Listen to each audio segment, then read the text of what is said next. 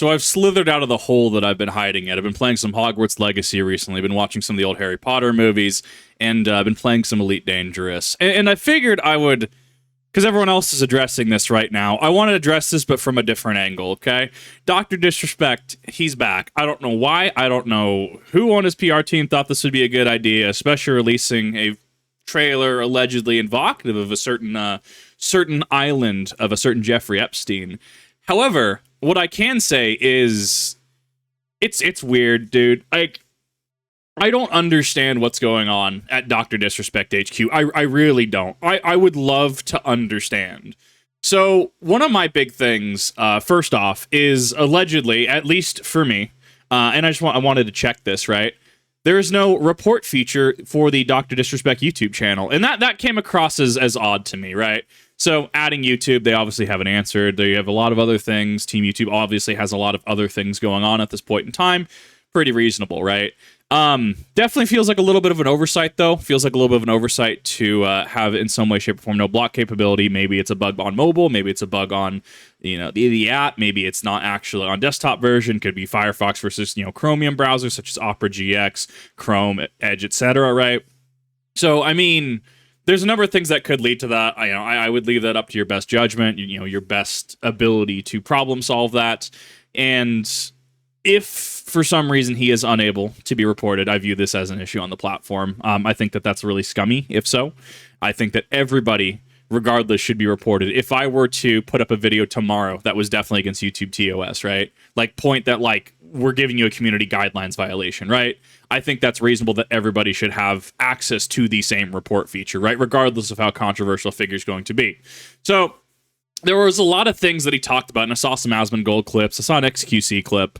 I definitely get his style. I absolutely get why people watch XQC. Not enough commentary for me, but that's a personal thing, right? I like to talk about things. And there was just some off-the-wall stuff he was saying. So the way that I view it, if he didn't make this initial statement that he did, the one that I've clearly highlighted because I have evidence that he did make this statement, right? Not doctored, not photoshopped. Feel free to source this yourself from DrDisrespect's own mouth, Twitter, keyboard, whatever you want to call it. Were there Twitch whisper message with an individual minor back in 2017? The answer is yes.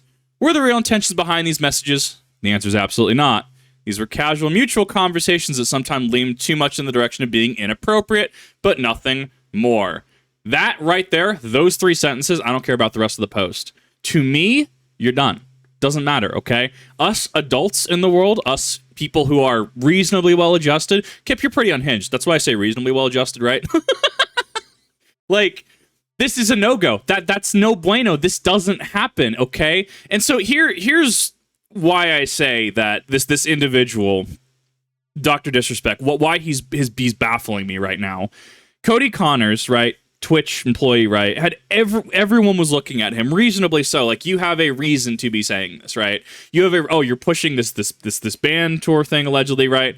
When somebody says something against a large personality, right? Hypothetically, if I were to say something against Mudahar, right? But Muda, or I say something against Charlie, Moist Critical, right? Hypothetically, right? I have every incentive to try and stir the pot, to start drama, to try and get this gotcha moment. But I mean, historically, we've seen that these people don't do well. And even then, I respect Charlie and Mudo and what they do. They cover a lot of idiots on the internet, and I do appreciate their community service in covering these topics. But what baffles me to this day is that he made this statement. Yes, he now redacted it, and in his recent comeback, stream debut, which was on YouTube, by the way, it was like, oh, well, I removed the minor and added it back in to bait, all these journalists. It's like, bro, who on your legal team advised you to do this? Which brings me to my point at hand, right? I have no evidence of this. This is strictly just conjecture. He's not talking to, or at minimum, not listening to his legal team. I have nothing to prove this. This is merely speculation. If they were in fact under arbitration, and what he's saying, let's take what he's saying at face value, right? That, well, we couldn't talk about it. Well, Cody Connors broke arbitration. Why didn't you just say, hey, these allegations have been made. I'm speaking with my legal team. We're going to address this. I myself have a short stating, and this still, in my opinion, is correct, right? The correct way to look at things. If allegations are made we have to wait to see evidence and citations. So this Mr. Cody Connors, right, from Twitch, former Twitch, right, saying, oh, this is the reason he was banned. Where's your source, Captain? You have evidence, chat logs, anything. The fact that he made this makes me want to understand, one, if his legal team really told him to do this, or two, if he forces legal team, like, I need to do this, okay? I need to put out a statement. I need you guys to okay this. And they're like, you know, we can't advise this, or we really think it's a bad idea, but, you know, under duress, or, you know, if you're hell-bent on doing this, we'll do it for you. Because his comeback stream, I feel, would have done a lot better in the context that this post never existed, to which he tried to redact and delete it, right? Right? At the end of the day, I mean, I don't have any sort of sympathy for these people. I don't have any sort of, you know, well-wishing for them. You know, I wish that they get their just desserts in whatever capacity that's going to be. And then there will absolutely be people. We know, Kip, you've covered a lot of Mr. Beast. Or not Mr. Beast, excuse me. You've covered a lot of DrDisrespect, but you haven't really covered Ava Chris Tyson. Don't worry. I assure you, on the understanding that everything this Ava Chris Tyson person did, on the understanding on what they did with minors is accurate, oh, they're in the same boat for me, I assure you. In fact, I've been fairly vocal in regards to, so, trans community, LGBTQIA plus community, what are we doing about this, right? I, as a man on the internet, could be seen as very not so friendly. I could be seen as even transphobic by a certain audience for calling behavior like that out. This is on the LGBTQIA plus community. This is on the trans community to deal with the Ava Chris Tyson situation, is it not? Unless, obviously, you ask for help in regards to signal boosting certain things. But back to the DrDisrespect situation, I'm just clarifying that, yes, anyone that does this, for everybody, okay? I'm going to hate on everybody as an adult who interacts with the minor appropriately, right? Like, I understand the mentality if you're like 18, 19, right? I'm not saying it's legal. I'm not saying it's right. I understand the logic people will come with, well, but she was 16, 17, I was 18, 19, my buddy stopped me from going further, or I had this moment of self-actualization, nothing actually happened. You're young, you're dumb, I get it, nothing happened, okay? It's illegal, but you didn't do it, okay? Right? That's different. 35, I don't care if she is 17 and 364 days. Still a minor, right? And you are still an adult, 35 years old at the time this happened, allegedly, right? From what evidence I've seen. And you're also, you have a wife and child, right? To which I guess they're just implicit, they're just fine with all this, especially his family. That's why businesses pull out of this. Do you understand that? When somebody is caught like this, when somebody makes a self-report that inappropriate messages with a minor happened, right? And that's it, right? When someone makes a self-report like that, when somebody admits something like that, people and companies and businesses and partners get scared, okay? Because now, for me, for example, I have had a very not favorable outlook on Call of Duty, modern Call of Duty, since, say, 2019. If you enjoy it, awesome, good for you, okay? Love that you're having fun. I've definitely had issues, okay? And now I'm just looking at them like, well, I mean, were they implicit in this understanding? Did they know this understanding? What's YouTube doing at this point in time? If YouTube knew what was happening behind the scenes and they still allowed him to be on the platform, monetized on the platform, what does that say about YouTube as a platform? What about his business partners? Which of his business partners knew? Which of the streamers that collabed with it? You see how that opens up a whole can of worms, right? Like, literally think about X streamer, YouTuber, whatever you follow, right? Let's say Charlie, hypothetically, right? Charlie did this exact same thing tomorrow, right? How many people would pull out of a partnership with him, right? How many people would say, whoa, I'm not touching that. I'm not doing this, right? So this whole situation, one, should not have happened, okay? Like, this should not have happened. Two, I don't think he's listening to his legal team, if talking to them at all, right? I would love to know the law firm and the lawyers who are representing him and working him with this, right?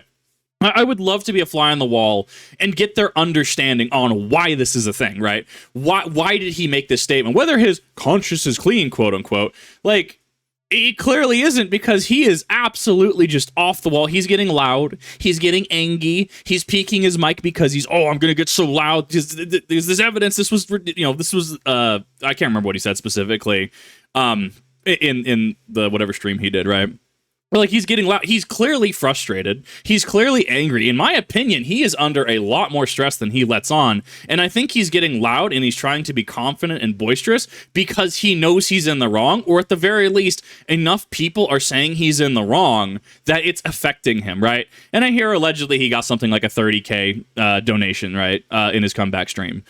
You know, I don't know how well that's going to do, especially if we have people and businesses being unable to and unwilling to interact with him as an individual. So those are kind of my thoughts on the situation.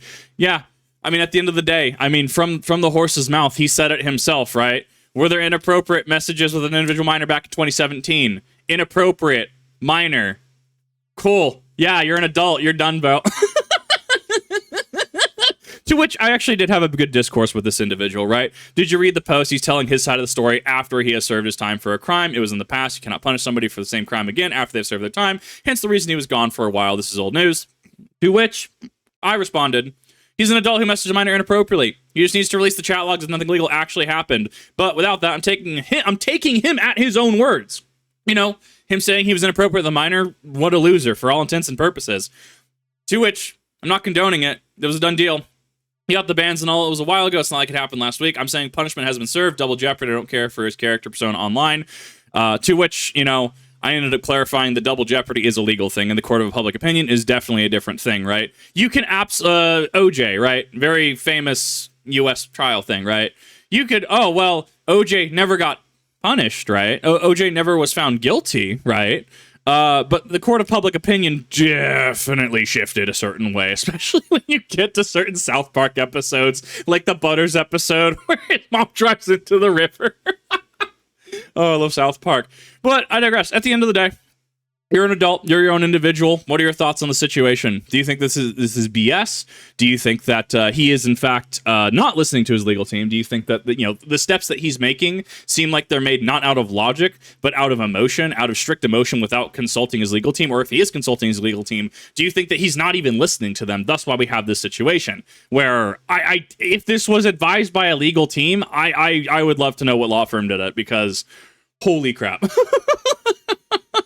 At the end of the day, I mean, have your own opinion about the situation. If you think I'm full of it, that's fine. I know I'm objectively right in that, adults should never interact inappropriately with minors. I think this is a thing that pretty much 99% of the internet can agree on, right? Pretty reasonably. But, I mean, I tried coming at this from a different perspective because, torch, pitchfork, does one thing. But at the same time, I'm looking at factors on why certain things are happening.